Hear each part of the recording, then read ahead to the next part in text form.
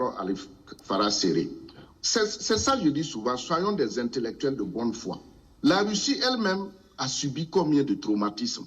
Rappelez-vous qu'on a éclaté l'Union soviétique avec la bénédiction du pape Jean-Paul II. C'est ça qui a donné la question de 90 où on a dit désormais tout le monde doit être démocrate. On revient encore avec la question de l'Ukraine. Et maintenant quand on dit que non, on ne doit pas faire la bagarre avec tout le monde, c'est faux. C'est faux. L'Occident tient l'Afrique depuis combien de siècles? Qu'est-ce qu'ils ont fait pour nous? L'Africain est très humain. Est-ce qu'aujourd'hui, il y a un pays africain qui est contre un pays européen? Qu'on me donne le pays. Ce qui se passe au Burkina, là, si les Ibrahim Traoré là, ne s'étaient pas levés, qui serions-nous aujourd'hui?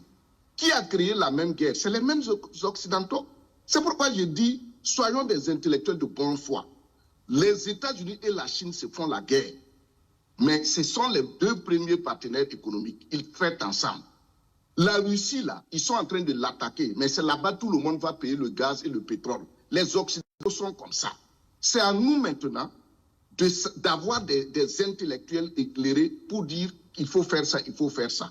Sinon, ce qu'on dit là, ce n'est pas un narratif qu'on doit même présenter au monde. C'est pourquoi on ne connaît même pas l'histoire de l'humanité. Lavrov a circulé pour donner l'information aux Africains ce qui se prépare. Nous, on a quelle information? À l'ONU, on n'a pas de droit de veto. Ce sont nos matières premières qui sont les enjeux des guerres du monde. On refuse de les reconnaître. Quand vous prenez la Seconde Guerre mondiale, qu'est-ce qui a permis aux États-Unis de gagner? C'est la bombe atomique. Ils ont eu le minerai. C'est au Congo. Où est le Congo aujourd'hui? En termes de leadership, tout de suite on parlait de Kwame Nkrumah. Qui a tué Kwame Nkrumah? Qui a tué Kwame Nkrumah? C'est le même leader, l'élite africaine en collaboration avec les services secrets occidentaux. Kwame Nkrumah est là en Guinée. Sékou Touré a fait vice-président de Guinée. Il a fallu Rollis pour que le Ghana se relève. Donc, connaissons notre histoire. Et même la visite de Lavrov. Je vais vous rappeler quelque chose qui est passé inaperçu. Allez-y. Quand le président était en Russie, qui a fait la grève? La famille de justice et de magistrats.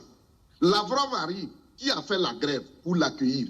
C'est la même famille de magistrats. Moi, je suis un analyste. Qu'on me dise quelles sont les manœuvres. On dira que ce n'est rien, mais c'est très important. Vous ne croyez pas aux coïncidences? Je ne crois pas aux coïncidences. Quel lien faites-vous alors entre ces événements? Quel lien est-ce que vous faites? Tout de suite, vous parliez de personnalité politique russe qui n'est jamais venue au pays. Et pourquoi, à leur arrivée, qu'en un cas du tout, ils avaient programmé un sitting. Ils ne l'ont pas fait. Pourquoi ils ne négocient pas? Et c'est là que j'interpelle encore l'élite africaine. Tout de suite, où l'on expliquait comment nous on doit, il ne faut pas qu'on va prendre les gens et on va faire la bagarre des gens. L'élite africaine est malhonnête, intellectuellement myope. Regardez tous nos problèmes, ça vient de l'élite. Aujourd'hui, à cette période précise-là, donnez-moi comment les élites africaines sont en train de théoriser. On passe tout le temps, état de droit, droit de l'homme, démocratie, bonne gouvernance. Et c'est là maintenant que je reviens sur l'histoire. Et je reviens sur la souveraineté et l'indépendance dont parle Oulon. Quand un président africain s'élève, il se fait appeler président de transition. Vous pensez que c'est responsable? Transition, c'est quel pays? Voilà d'autres problèmes, la conceptualisation, l'idéologie politique. Vous prenez un pays comme le Mali. Si ce n'est pas parce qu'il y a l'arabisation sauvage, le Mali est la seule partie africaine, si on enlève la vallée du Nil, qui a connu plus d'éclosions de royaumes et de leaders. Le parti politique, avec Modibo Keïta, la création du RDA, ça a illuminé le monde.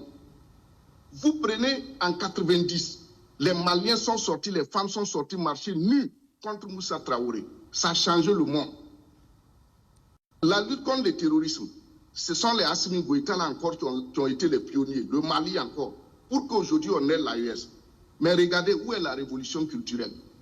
Où est la connexion avec l'histoire? Personne ne fait cas des Sundiata Keïta, des Babemba, de tous ces logiciels politiques. Mais regardez les autres pays comme l'Iran. Donc, à ce moment, c'est à nous, Africains, de travailler sur notre propre histoire, la connaissance. Tout de suite, il parlait de l'esclavage. Mais regardez comment nous-mêmes, on nous traite. Mais on s'assoit. Quand tu abordes la question de l'histoire africaine, on pense que tu insultes les gens dans la religion, tu insultes les présidents. A dit, tant qu'on ne va pas aider la connaissance de notre propre développement, on n'ira nulle part. Donc aujourd'hui, ce qui se passe, c'est les mêmes élites, du fait qu'ils sont traités par l'Occident, manipulés, qui détruisent l'Afrique. Et je terminerai avec un cas que tout le monde connaît. Allez, rapidement. La Guinée. Qui a mis la Guinée à genoux? Ce n'est pas les Occidentaux. C'est une certaine élite guinéenne. Regardez le travail que Sékou Touré a fait. Mais aujourd'hui, on dit quoi? Sékou Touré est un tyran.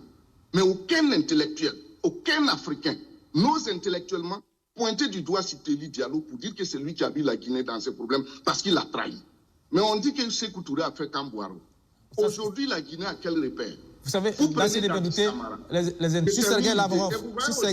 C'est ça notre problème. Je termine l'idée. Le 28 septembre, la date du 28 septembre en Guinée. Quand Dadis est venu, Dadis a fait quoi contre la Guinée? Il se battait. C'est la même élite qu'on a montée. Ils sont allés le 28 septembre organiser des marches. On a fait cette boucherie. Aujourd'hui, où est Dadis? Où est la date du 28 septembre? C'est comme si tu disais à un Américain ou à un Français d'organiser une marche le 4 juillet ou le 14 juillet. C'est là que j'interpelle tout le monde et l'élite. Et c'est là que je reviens sur la visite de Lavrov.